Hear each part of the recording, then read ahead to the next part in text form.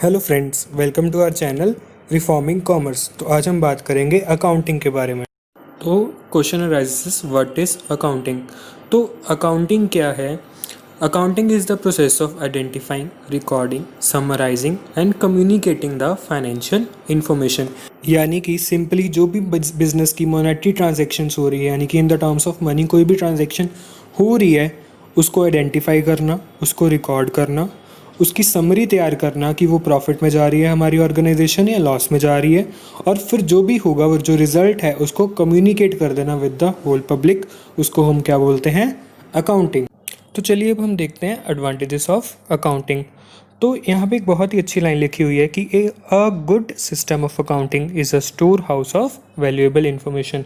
कि एक अकाउंटिंग अगर हमने अच्छे से की होगी तो वो क्या है? वैल्यूएबल इन्फॉर्मेशन का स्टोर हाउस बन जाता है। तो चलिए देखते हैं आगे इसका first advantage, replacement of memory. Human memory has limited capacity. कि ह्यूमन मेमोरी जो है वो लिमिटेड है, उस हम सारी चीज़ों को याद नहीं कर सकते, इसलिए हम क्या करते हैं? अकाउंटिंग करते हैं उन चीज़ों की। यानी कि हम रिकॉर्ड कर लेते हैं उस चीज़ को डिफरेंट बुक्स में, ताकि हमें याद रखना जो है वो ईजी हो जाए कि अगर हमें कभी ज़रूरत पड़े तो हम उन बुक्स को निकाल लें, उन रिकॉर्ड्स को चेक करें और बता दें वो उस चीज़ के बारे में, उस ट्रांजेक्शन के बारे में।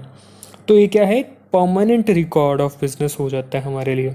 Next is helpful in tax assessment.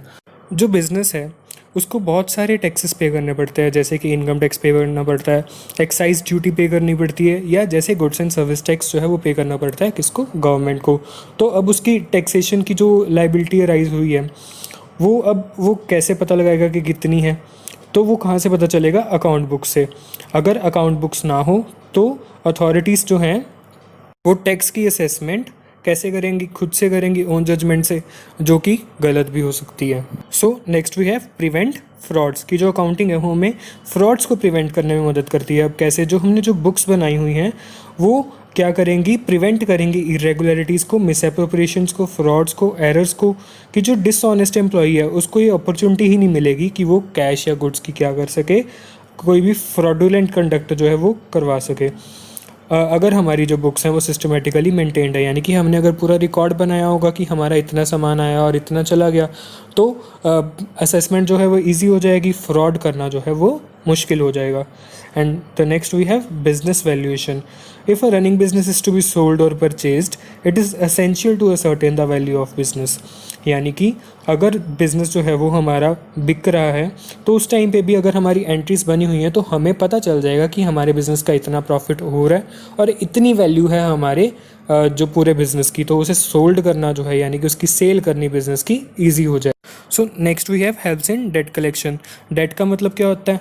उधार या कर्ज। ठीक है, कई बार ऐसा होता है हम जो गुड्स हैं वो सेल कर देते हैं क्रेडिट बेसिस पे। क्रेडिट बेसिस मतलब उधार पे हम चीज़ें बेच दी, तो अब ऐसे बहुत सारी गुड्स होंगी जो हमने ऐसे क्रेडिट पे बेची होंगी। तो अब हमें इतने सारे गुड्स का याद कैसे रहेगा कि हमने पहले तो किसको कितनी बेची थी, ठीक है, कितने की गुड्स बेची थी और उसकी पेमेंट कब होगी? वो सारी चीज़ें याद रखना मुश्किल है। तो उसके लिए क्या है? अकाउंटिंग एंट्रीज अगर हमने डाली होंगी, अगर हमने अकाउंट बुक बनाई होगी, तो हमारे लिए क्या हो जाएगा? वो ईजी हो जाएगा याद रखना कि किसकी पेमेंट कब आनी है और कितने की हमें पेमेंट आनी है। नेक्स्ट जो है वो क्या है? Helpful in planning. प्लानिंग क्या होता है? फ्यूचर डिसीजन लेना। ठीक है, अगर हमने अकाउंट बुक बनाई होगी पिछले साल तो हम उसे देखकर ये चेक कर सकते हैं कि लास्ट टाइम हमें इतनी गुड्स मंगवानी पड़ी थी, इतनी हमारी सेल हुई थी, तो इस साल भी हमें उससे ज़्यादा का टारगेट लेके चलना पड़ेगा ताकि हमें उससे ज़्यादा जो है वो प्रॉफिट हो। इसलिए कि आप किस में मदद करता है? प्लानिंग में मदद करता है अगर हमने अकाउंट बुक्स बनाई हुई हैं तो। Next is funds raising becomes easy. अगर हमने ट्रू और फेयर डिपिक्शन की है हमारी स्टेटमेंट ऑफ अफेयर्स की, स्टेटमेंट ऑफ अफेयर्स मतलब हमने अपनी अकाउंटिंग एंट्री सही से डालनी है बिजनेस की, तो ये मदद करेगा हमें क्रेडिटर्स को हमारी बुक्स शो करने में कि देखो हमारी इतनी सेल हुई है, हमारी इतना प्रॉफिट हुआ है। हम आगे बिजनेस को अगर हम एक्सपेंड करना चाहते हैं तो उसके लिए हमें जो है फंड रेजिंग जो है यानी कि लोन ईजिली अवेलेबल हो जाएगा। Next is evidence in the court. अब जो हमने अकाउंटिंग रिकॉर्ड्स बनाए हुए हैं उसको हम एज एन एविडेंस भी यूज़ कर सकते हैं कोर्ट में, यानी कि सबूत के तौर पर भी हमारे जो है ये यूज़ बुक्स हो सकती हैं। ये हमारे लिए क्या है? डॉक्यूमेंट्री प्रूफ का काम करेंगी। जो हमारे वाउचर्स हैं, जो हमारे बिल्स हैं, जो हमारे रिसिप्ट्स हैं कि हमने एक्चुअल में इतनी सेल की है, ये हमारे पास इसका क्या है? प्रूफ भी है। Next is comparison. अब जो हमने फाइनेंशियल बुक्स बनाई उसके जो रिजल्ट्स हैं उसको हम कंपेयर कर सकते हैं किसी और बिज़नेस के साथ। सिमिलरली हम जो है प्रीवियस ईयर के साथ भी कंपेयर कर सकते हैं कि हमारा इस साल प्रॉफिट जो है कितना ज़्यादा हुआ या हमें पिछले साल के मुकाबले कितना लॉस हुआ। तो ये हमारा वीकनेस और स्ट्रेंथ ऑफ द बिज़नेस भी बताएंगी। Next is ascertainment of profit और लॉस ऑफ द बिज़नेस। वही बात, अगर हम कंपेयर करेंगे तो हमें पता चल जाएगा कि हमें जो है प्रॉफिट हो रहा है या लॉस हो रहा है, या फिर हम सिंपली जब हम P&L बनाते हैं, प्रॉफिट और लॉस की स्टेटमेंट बनती है एक, तो उसमें हमें पता चल जाता है कि हमारा जो बिज़नेस है वो प्रॉफिट में जा रहा है या फिर लॉस में। Next is ascertainment of financial position of the business, कि बिज़नेस की जो है फाइनेंशियल पोजीशन जो है वो असर्टेन हो जाती है किसके थ्रू, बैलेंस शीट के through. In the balance sheet, the assets which business owes are recorded on the right hand and liabilities which owes are written on the left hand। कि balance sheet में क्या होता है कि जो liabilities हैं वो कौन सी साइड में आते हैं, लेफ्ट साइड में हम रिकॉर्ड करते हैं, और राइट साइड में हम क्या रिकॉर्ड करते हैं कि एसेट्स कितने हैं कंपनी के पास। Next is helpful at the time of insolvency. अब एक पर्सन जो है वो इंसॉल्वेंट कब कहलाएगा, जब उसकी एसेट्स जो हैं वो इनसफिशेंट हैं उसकी लाइबिलिटीज़ को पे करने के लिए, यानी कि आपके एसेट्स कम है आपके पास लेकिन आपकी जो कर्ज हैं वो जो लाइबिलिटीज़ हैं वो ज़्यादा हैं। अब इंसॉल्वेंसी के टाइम पे अगर हमने अकाउंटिंग इन्फॉर्मेशन अच्छे से बनाई होगी तो हमें पता चल जाएगा कि हमारा जो बिज़नेस है वो लॉस में जा रहा है और हमारे जो एसेट्स हैं वो क्या हैं, कम हैं हमारी लाइबिलिटीज़ से। तो इंसॉल्वेंसी का भी हमें पता चल जाएगा। तो एडवांटेजेस के बाद अब हम करेंगे limitations of accounting. First is permits alternative treatments, कि कई बार क्या होता है जो अकाउंटिंग है हमारी वो डिफरेंट कंसेप्ट्स और कन्वेंशंस और प्रिंसिपल्स के ऊपर बेस्ड है। तो कई बार क्या होता है कि डिफरेंट ट्रीटमेंट्स यूज़ किए जाते हैं according to different principles and concepts. तो उस केस में जो है कंपैरिजन करना मुश्किल हो जाता है। Next is influenced by personal judgements, कि कई बार ऐसा होता है कि हमें नहीं पता चलता कि इसका क्या ट्रीटमेंट करें। तो उस केस में क्या होता है, पर्सनल जजमेंट्स कर दी जाते हैं। जैसे कि फॉर एग्जांपल कि डेप्रिसिएशन की जो अमाउंट है, डेप्रिसिएशन मतलब कि हर साल जब हम फिक्स्ड एसेट को यूज़ करते जाते हैं, जैसे कि मशीनरी को हम ज़्यादा यूज़ करते हैं तो उसकी वैल्यू जो है वो कम होती जाती है। तो वो डेप्रिसिएशन का जो रेट है वो कितना चार्ज करें, वो किसके ऊपर बेस्ड है, पर्सनल जजमेंट के ऊपर।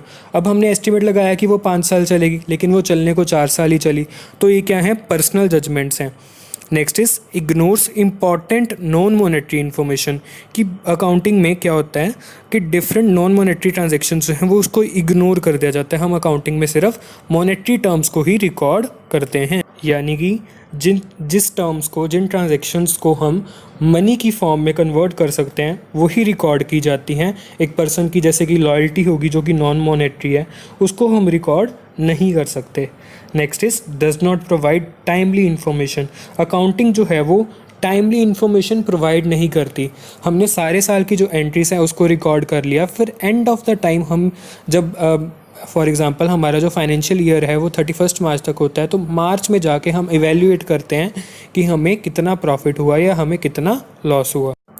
So next is does not provide detailed analysis, कि जो इन्फॉर्मेशन हमें प्रोवाइड की जा रही है अकाउंटिंग के थ्रू वो डिटेल्ड में नहीं है, यानी कि हमें जो है वो एंड ऑफ द रिज़ल्ट जो है सिर्फ पता चलता है। हम अगर फॉर एग्ज़ाम्पल हमें जो प्रॉफिट है वो 5 लाख का हो रहा है और हम 3 प्रोडक्ट सेल कर रहे हैं, पेट्रोल, डीजल और मोबिल ऑयल, तो हम पता नहीं लगा सकते कि ईच प्रोडक्ट ने कितना जो है हमें प्रॉफिट दिया।